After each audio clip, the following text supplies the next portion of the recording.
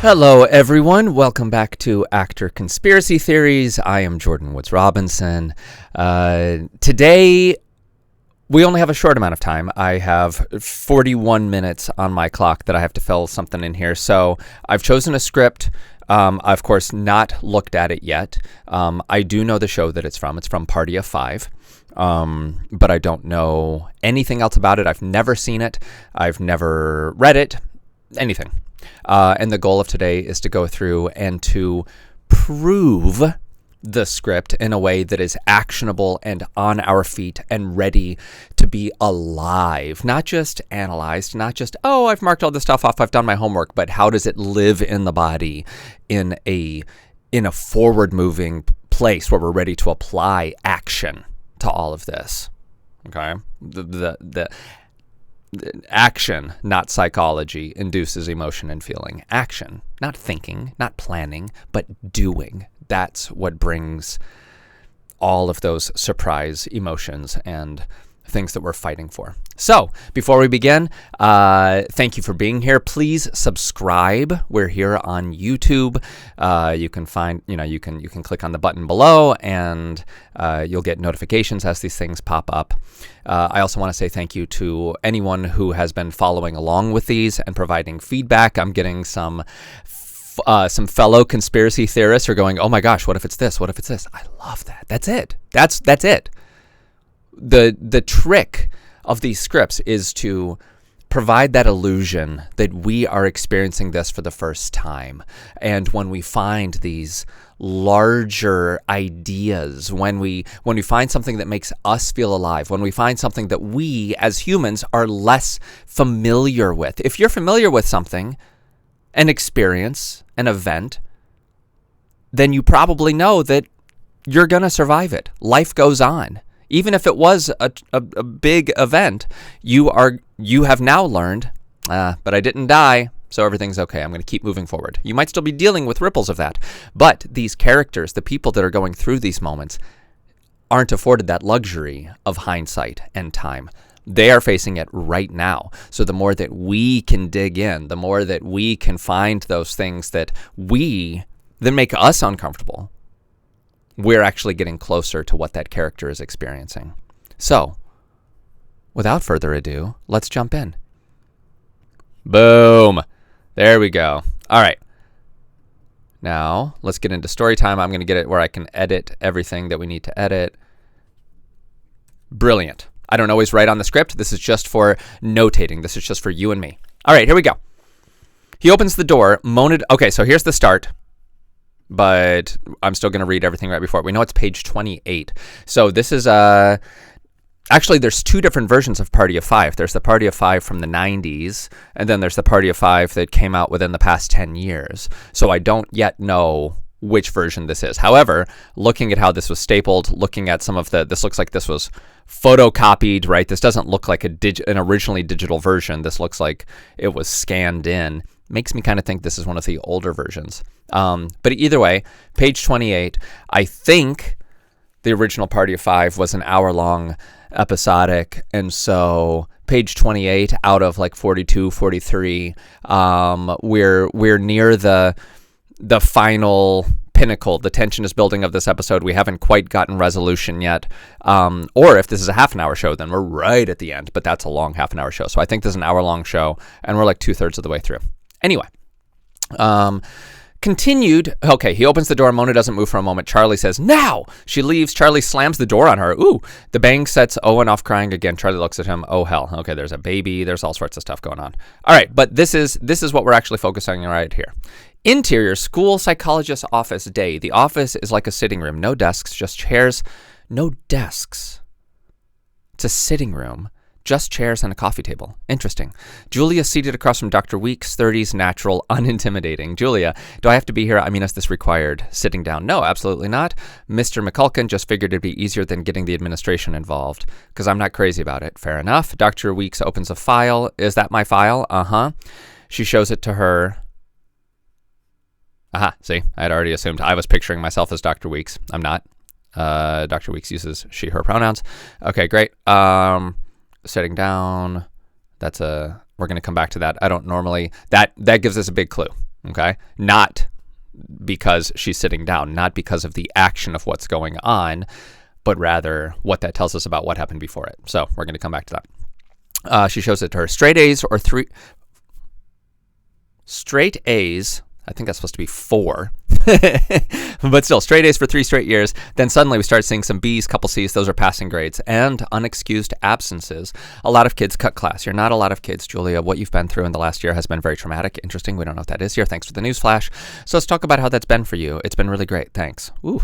Dr. Weeks puts the file down and looks at Julia. Listen, Julia, when I saw you 7 months ago, right after your parents' death, okay, now we know, we talked about some of the things you could expect to feel. Julia picks up a snow globe off of Dr. Weeks' coffee table and looks at it. On Julia, fascinated by the scene inside the snow globe as Dr. Weeks continues talking. I'm looking at your record here, and I'm seeing someone who's really angry and pulling away hard from all the things that used to matter to her. Julia shakes the globe, sending the snow spinning. So listen, what I'd like to do, if you're okay with it, is to set up a time for you and me to talk about those feelings. Julia watches the snow settle. Maybe if we explore it a little, we can help you find some enthusiasm for those things that used to really mean a lot to you. The snow settles. Julia sets the snow globe back down on the coffee table. How does that sound to you? Julia looks up at Dr. Weeks. You said this was optional, right? Yep. Julia stands, picks up her book bag. Great. She leaves. Ha ha ha ha ha. Great. Okay, this is marked out. That's the stop right there. But now we've got exterior Salinger House day. Charlie is molding the legs of the desk with a router. Okay, so carving, molding. Owen is nearby in his playpen. Charlie notices he's sending wood chips all over the garden, including into Owen's playpen. Damn it. Claudia comes out holding a notepad and a pencil. Does brilliant. Have 1 L or 2? 2, I'm pretty sure. Take Owen inside so I can do this. Charlie puts his protective glasses back on. Can't. Busy. Interesting. Okay. So, couple things right off the bat. Yes, this Julia is a series regular. Dr. Weeks is going to be a guest star. That is who is auditioning with this.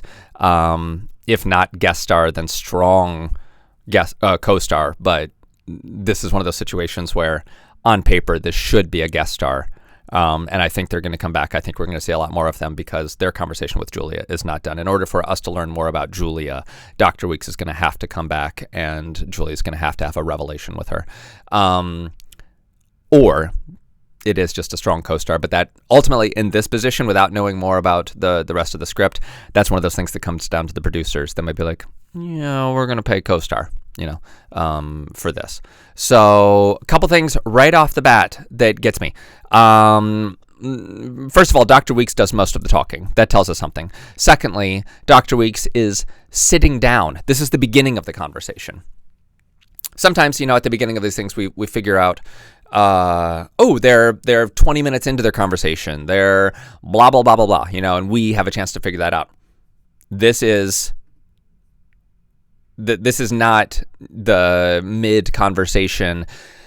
Look, do I have to be here? This is her sitting down, and this is maybe one of the first things that she said in this room. Dr. Weeks has invited her in and said, Julia, it's nice to meet you. I'm Dr. Weeks. You can just call me Doc. I don't know. Come on in, have a seat. You can choose. Maybe the room is kind of open interpretation. No desks, just chairs. It doesn't say like specific chairs. I'm sure I could see this psychologist leaving that up to the individual and being like, sit wherever you want, and I will sit somewhere else as well. It's natural. It's unintimidating. I think it's important that this space feels like no one's under scrutiny, but rather that you just get to come in and hang out. Okay, so that's part of it. The straight A's things and then B's and C's is interesting to me, of course. The way in which Julia responds, I think, is going to be a huge clue to this. Not only for us as the actors, but also we are a psychologist. And y'all, there's a part of this. As an actor and as a coach, I love listening to psychology podcasts because there is such a parallel between understanding some human psychology and thinking like a psychologist or a therapist and being an actor as we go through these different scripts. How we respond is a ripple of how we interpret, right? So when we are going through, when we're figuring all this stuff out, we can take into account that we are human and that everything that we're doing and saying is interwoven into our DNA. And something in the past few months or recently has changed Julia's DNA. She has more guards up. She was going straight A's occasionally, straight A's for 3 straight years. We don't know. Do we know what grade she's in? We don't. That'd be interesting to figure out, and maybe we can find some clues for it. Because it's different if she is a high school senior and has had straight A's since sophomore year. It's a little bit different if she is in the 6th grade and just starting her middle school year and had straight A's for 3rd, 4th, and 5th grades. Because lots of social dynamics change once you get into middle school and then once you get into high school. So it makes me want to believe that she is later in her high school career. So the psychologist is bringing that up, just pointing out that, like, hey, your grades didn't shift because of your social dynamic. They shifted because something else that's going on. And I can prove that by looking at your manuscript. So let's talk about that. Transcript? Whatever. I think a transcript. Whatever it is. Enthusiasm. Maybe if we explore it a little, we can help find some enthusiasm for those things that used to mean a lot to you. The snow globe is interesting. We're going to come back to that. That's a big old metaphor. So this is optional, right? Yep, great. Okay. If what I'd like to do, if you're okay with it, is to set up a time for you and me to talk about those feelings. I'm seeing someone who's really angry. This is the first, here's the thing. As an actor, sometimes we get scripts where we start to judge the script. We're like, would that really happen in that first meeting with someone? Using words like that psychologist is already starting to put her opinions on Julia, which if this was truly their first meeting, I don't know, I'm not a psychologist, I'm not a therapist, but if this was truly their first meeting, I don't think, and I might be completely wrong, but I don't think, at least this is part of my process, this is part of my proving it to myself, I don't think that a psychologist would be brazen enough to come out right away and say, you've got some problems and we're going to find out how to deal with them. Maybe that is a strategy. Maybe that is a very important thing, such as if you went to the doctor and the doctor said, okay, you have tested positive for blah, blah, blah. You need to know that. And now we're going to move forward with treating it. It could be. However, one difference between a doctor and a psychologist or a therapist is that a doctor often prescribes, well, I guess a psychologist prescribes too. That's the difference between a psychologist and a therapist. A psychologist can prescribe medication. A therapist cannot. So here we go. A therapist is looking for you to heal yourself. A therapist doesn't want to provide answers. A therapist wants to see you guiding yourself down the path of self-healing, because that's what's going to carry you through for the rest of your life and being able to give you ownership of this. It's only going to go so far for the therapist to say, here's your problem, here's how you deal with it. That's only a Band-Aid unless the patient can cure themselves. And when they walk into that room and they go, Doc, I had a revelation. I've been doing all of this, and if I do this, then everything's going to be different. And then the therapist goes, cool. Difference with a psychologist is that they can prescribe medication. So maybe there is a world in which this is a strategy where the psychologist says, I see you, and we are going to talk through some of these things, but also at the same time, I need to better understand some of your symptoms so that I can help take care of those medicinally while we are continuing to move forward with our therapy. Ugh.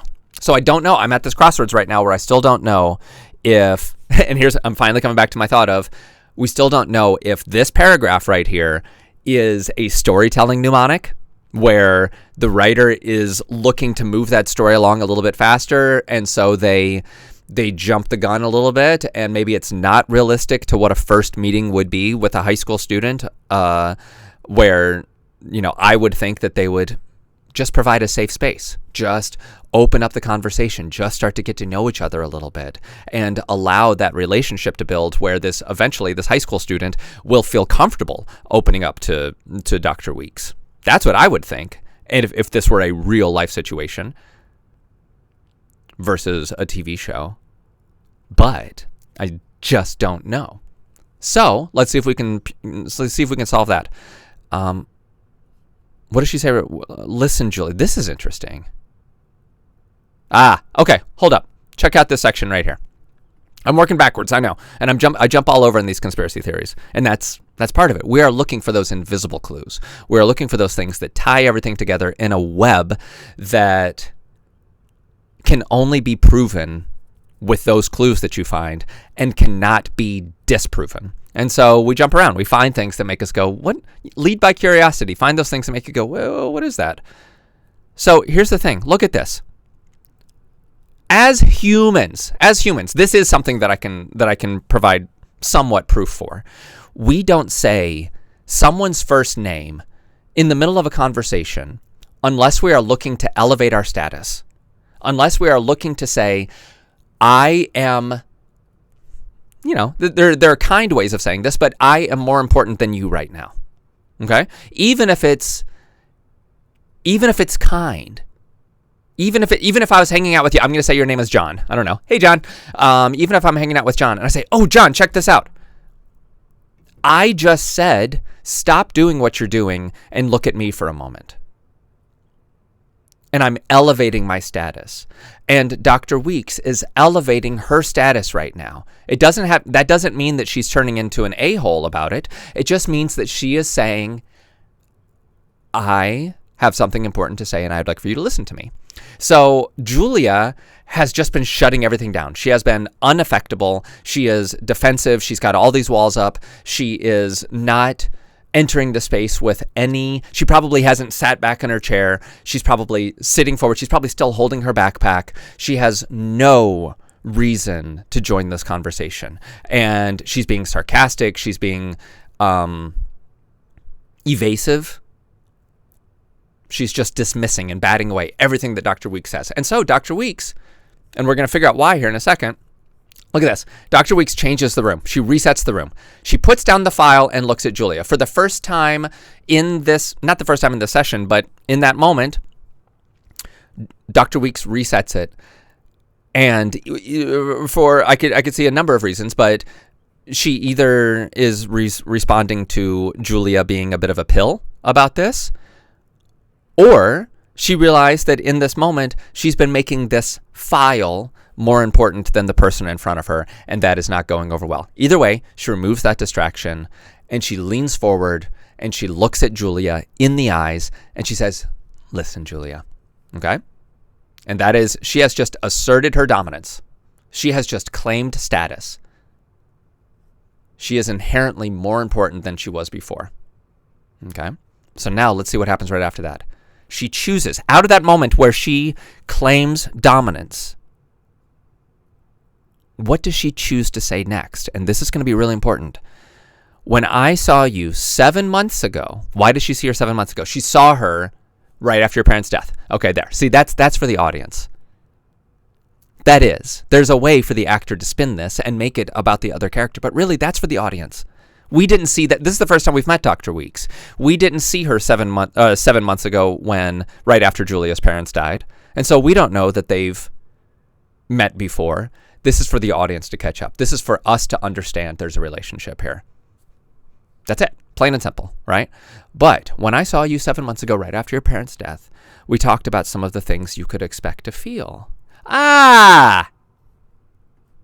We talked about some of the things that you could expect to feel. What do you think those are?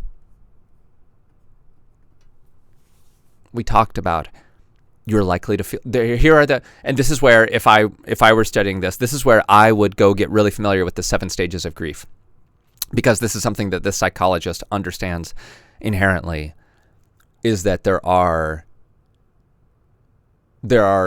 ebbs and flows to the grief. There will be times where it feels like you've surpassed it, and there will be times where it'll manifest in a whole new way. And we talked about some of the things, right? They laid it out in clear terms and said this is what you can expect, and it's okay, and it's a part of the process. And at the time, Julia walked away from that still shell-shocked, still looking to understand this new part of her journey in life. But Dr. Weeks gave her some of those clues. And so now she's not just jumping out of the woodwork and saying, you're angry and we have to fix that. She's revisiting that conversation with Julia. And I'm looking at your record here, and I'm seeing someone who's really angry and pulling away hard from all the things that used to matter to her. So obviously I know what used to matter to you. Maybe in our conversation, part of my conversation with Julia was saying, in this time, I would like to give you some homework. There are lots of things. The brain is focusing on all of the bad things in your life right now. And it's very important that you acknowledge those bad things, but it's also very important that you allow room to acknowledge the things that are still stable. So before I see you next week, I would like for you to write down a list of anything that matters to you. Doesn't have to make any sense to me. It can be toes in sand. It can be that final bite of the ice cream cone. It can be locking myself in my room and having some privacy, whatever. But I'd like for you to find those things. Where do you find solace? What do you still control? Because the world has just ripped control away from you. And I'd like for you to reflect on what matters to you. Okay, so we've had that conversation. And so now this isn't Dr. Weeks, and say we're getting back to proving this. This isn't Dr. Weeks coming back and just jumping straight into the conversation and be like, honey, you're angry. We got to fix that. It's a continuation of that conversation from 7 months ago and saying, we've backslid a little bit and I'm here to help you and everything's going to be okay. Great. Okay. So I'm looking at your record here, and that's the thing. She does come back to the record, but in the meantime, I know I'm jumping around again, but she picks up a snow globe right as Dr. Weeks asserts her dominance, raises her status. And as a way of not acknowledging that, as a way of hiding, as a way of self-preservation, Julia finds something else to be distracted by. And so that she doesn't have to be as present with this conversation, she finds the snow globe because there's something else to be in control of. I'm looking at your record here. I'm seeing someone who's really angry. And I'm pulling very hard away from all the things that used to matter to her. That makes me think of one other thing. I don't know if it helps or not right now, but is this conversation really just coming in from the record? Or is this coming in from a fellow classmate or a teacher or someone else within the community who is concerned about Julia, who sees Julia pulling away from her community, pulling away from her friends, pulling away from her peers and her teachers, and isolating herself further and further, and coming up to Dr. Weeks and saying, do you think maybe you could have another conversation with her because I'm concerned for her? And so maybe Dr. Weeks is using the record as a non-emotional, black and white proof that she can offer to show that there is still a rapid decline, including B's and C's and unexcused absences. Playing hooky, not showing up to school. That's a big thing, especially when you were a straight A student for 3 years straight. But really, Dr. Weeks knows that this conversation right now wouldn't be happening if someone hadn't already talked about it. So that's the thing. All the things that used to matter to her. You're not just talking about all those things on that list. You're talking about one very specific person. You're talking about her best friend. You're talking about her brother. You're talking about that teacher that used to be that teaches the debate club, and Julia used to be the head of the debate team, but now she's dropped out, and the teacher says, I think she needs help. Cool. So now we've just gotten that much more specific. So listen, again, she doesn't say her name, but she does reset it just a little bit. But she makes it, she comes down a little bit heavy-handed here. And then she makes it a little bit more casual. So listen, what I'd like to do, if you're okay with it, right? She has, if you're a teacher or a parent or a coach or anything else, or a supervisor or a manager, you probably know the strategy of like sandwiching constructive criticism. And so you provide a compliment, and then provide the constructive criticism, and then provide a compliment again. You weave that constructive criticism in there in a way that is more susceptible to the person who's listening to it. So that's what we're seeing right here. Dr. Weeks is employing the strategy. She just laid down the law and she said, we can't do this anymore. We need to find a solution. So, hey, this is me. What I'd like to do, if you're okay with it, I'd like to set up a time just for you and me to talk about those feelings. That's it. Just show up. And those feelings, we've already visited those. It's not like we're reinventing the wheel right here. We've already laid out those feelings. We already know that this is a part of, we can prove psychologically through textbooks, through case studies, through everything else, that the human brain emotionally starts to deal with trauma in a very specific way. And so all we're going to do is we're going to take a non-emotional aspect of this, and we're going to come back and we're going to look at those feelings and see where you are right now. And I'm going to help give you a little nudge because you're at a speed bump right now. You're stuck behind a speed bump. We're just going to just push you over that speed bump just a little bit. Natural, casual, cool. And we see that in the very beginning. 30s, natural, unintimidating. Okay? She knows what she's doing. And maybe if we explore it a little, we can help you find some enthusiasm for those things that used to really mean a lot to you. Enthusiasm. That's a very specific word. And sometimes when we need to prove something, we just have to disprove all of the other things. What are the other words that she could have said there? We can help you find some enthusiasm for those things that used to really mean a lot to you. And she says things, not people. I think that's important. I think that's strategic. If I were doing this, I would say that this is from a person. This isn't from grades.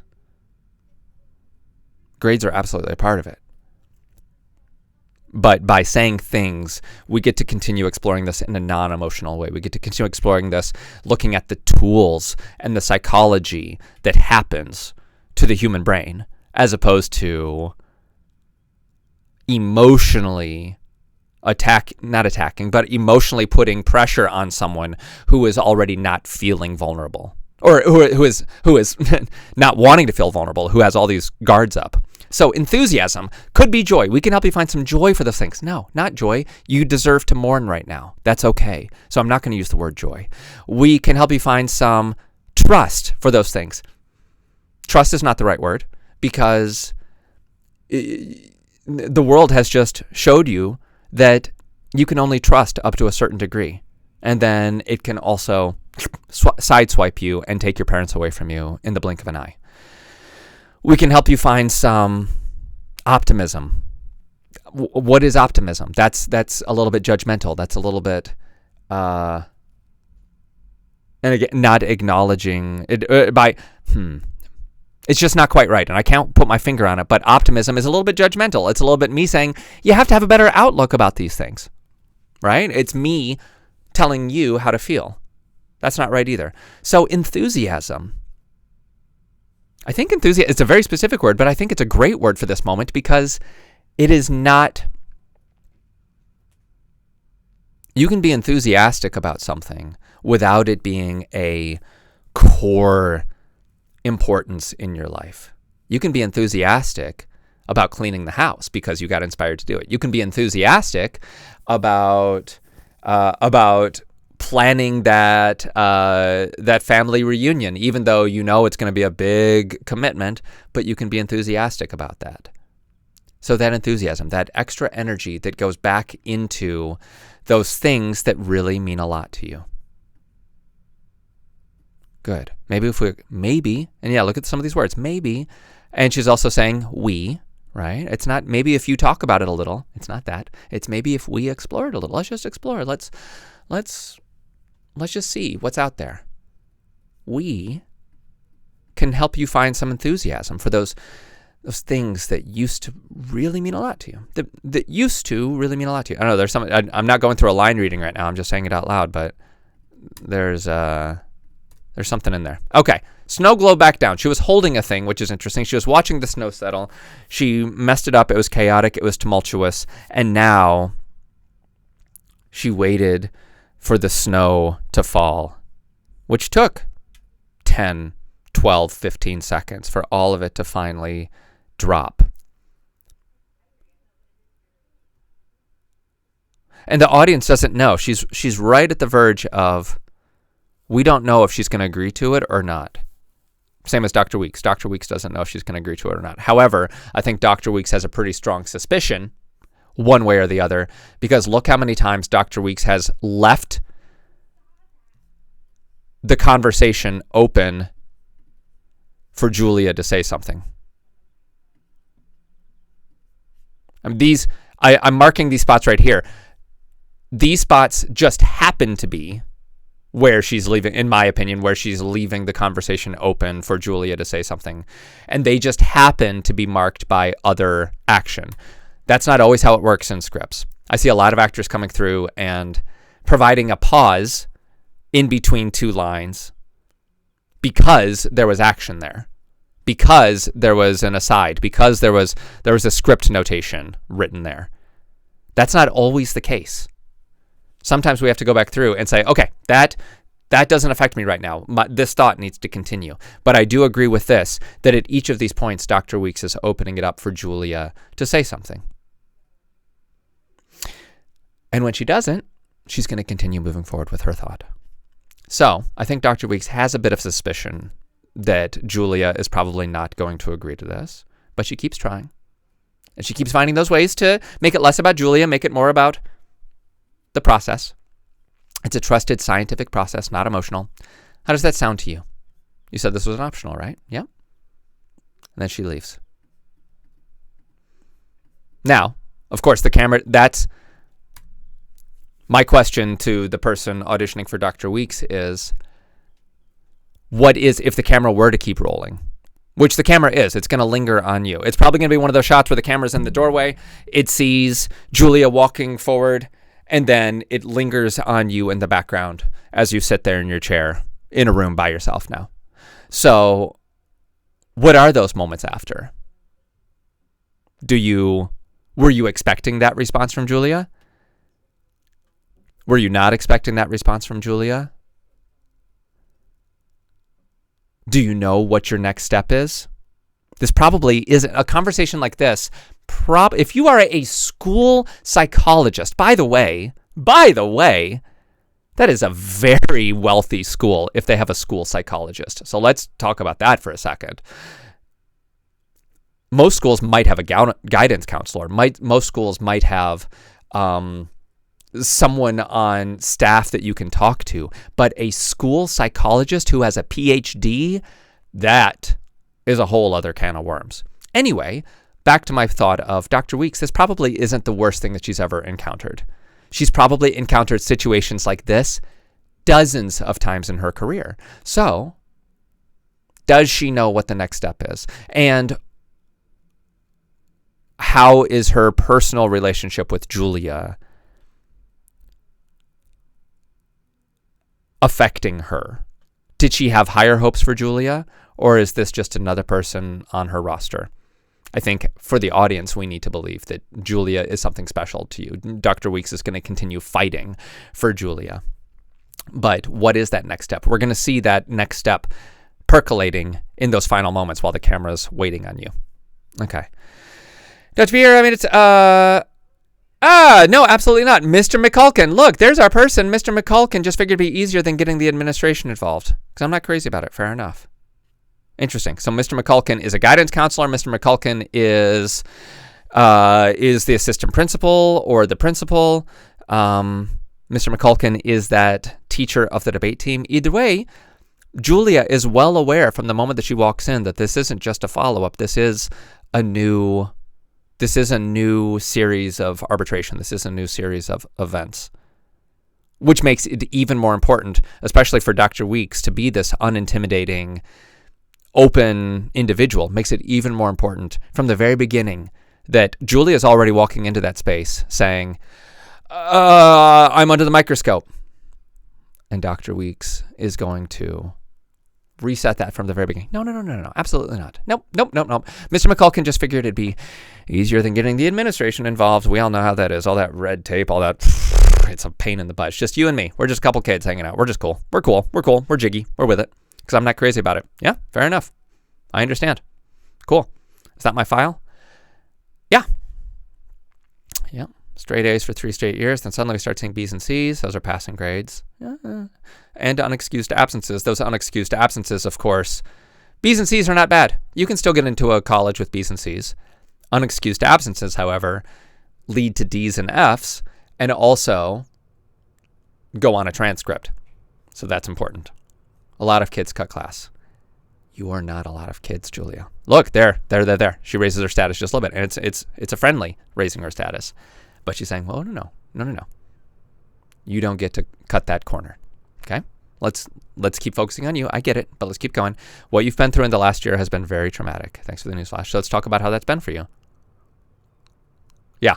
And we build up to this point, and then Dr. Weeks realizes her misstep of making this about the file, and she tried to open it up. This is where, let's talk about it. Let's talk. This is where Julia, in a perfect situation, should open up and go, I don't know it's been tough. But now we're in a conversation, right? But she doesn't. She completely bats it away. And Dr. Weeks is no step closer to helping Julia. In fact, she might even be a step back because Julia is now in the room and has dominated her space and saying, I'm not going to talk in this space. So Dr. Weeks now, again, in a friendly, unintimidating way, raises her personal status just a little bit and says, listen, Julia. When I saw you 7 months ago, right after your parents died, we talked about some of these feelings. Is that right? We talked about some of the things you could expect to feel. Yeah, look at that. Because we understand these moments, the text was already there for me. I didn't have to, I was looking at the camera when I was saying that, right? So it starts to pull itself off the page a little bit more when we understand why we're changing the room, what this environment is. And some of these, I didn't get into a lot of conspiracy theories on this. I didn't prove that we're like, I could go a little bit further. I could say Dr. Weeks got into this profession because she had a friend that was bullied when she was in high school and she hurt herself. We have, we could go a little bit further down. Why is Dr. Weeks choosing to do this? Why does she care about Julia more than some other people?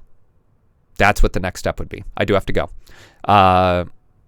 But I think this is enough for us to get we have just found some of this back and forth, some of this dynamicism on the page, and we found ways that this lives in the spine now. The difference between the file versus her, the difference of resetting the entire energy of the room at certain parts of the scene, that Dr. Weeks is affecting and manipulating and adjusting the environment to better support the person sitting in front of her, to allow her more success.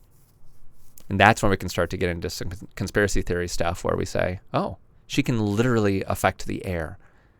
She can change the gravity in the room. She can turn on a magnet between her and Julia to bring her in closer. And it's there. It's there. I just ran out of time. Okay. Thank you. I hope you enjoyed. Please subscribe to this channel, and I'll be back soon with another. I'm pretty sure this is the 90s version. I don't own the rights to this, so thank you very much to the writer for providing this for us.